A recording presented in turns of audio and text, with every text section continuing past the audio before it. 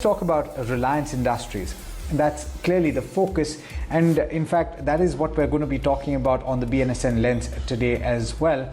It reported a mixed Q1, and there's obviously lots to talk about. You've had the fine print that has been discussed already, and there have been interesting notes that have already been put out.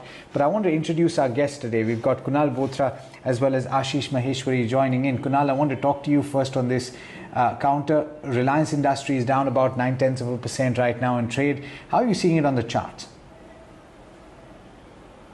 No, I think it's absolutely sideways for Reliance Industries. No major pickup of trend, for the stock, and the stock has a habit of going through this sideways patch of consolidation quite some time. So over the last 6-7 months, there have been so many occasions where the stock has been stuck into a range. As you can see on the charts as well, that spread over the last 6-7 months, the stock has this tendency of trying to start a trend for itself, but every time the stock manages to stagger and come back to the upper end and the lower end of the resistance trend lines, somehow the stock goes into a consolidation phase.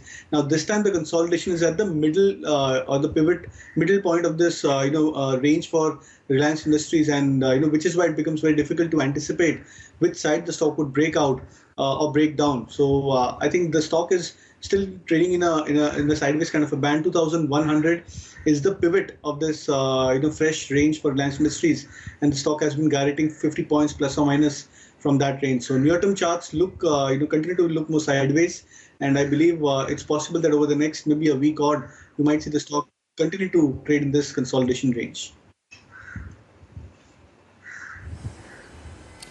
All right. Thanks, Kunal. And now, on the earnings front, it was a bit of a mixed bag, right? Ashish, if you think about it, you had the net profit that came in below estimates, whereas sales, EBITDA, margins all came in more or less in line with estimates. How are you reading the performance, and what about the outlook going forward? What does the retail investor do? 13,806 crore net profit is in line what market was expecting. Only thing is there are no triggers per se which was announced by a company in this quarterly result. So, particularly triggers related to JioPhone launch or oil to O2C stake sale, etc. were not there. Besides this, retail is something like which was quite subdued in this quarter because of lockdown issues, which was there in last particular quarter. So we are 46% quarter-over-quarter decline we saw in retail. So this is something like which market has not liked. Otherwise, if you see O2C business has done extremely well. EBITDA margins also they have shown almost 190 basis point improvement. But in my view, as triggers are not there, particularly in Reliance Industries, at least for next 1 or 2 quarters.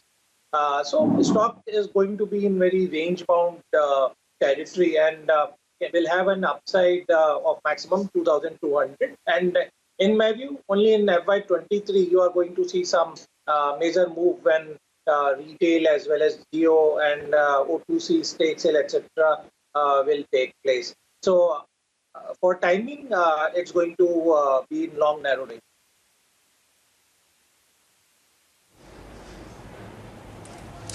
All right. That's essentially what you need to bear in mind with regard to Reliance. Of course, a lot has been said already about the counter currently trading a little bit under pressure, and Kunal has told you about what to expect on the charts.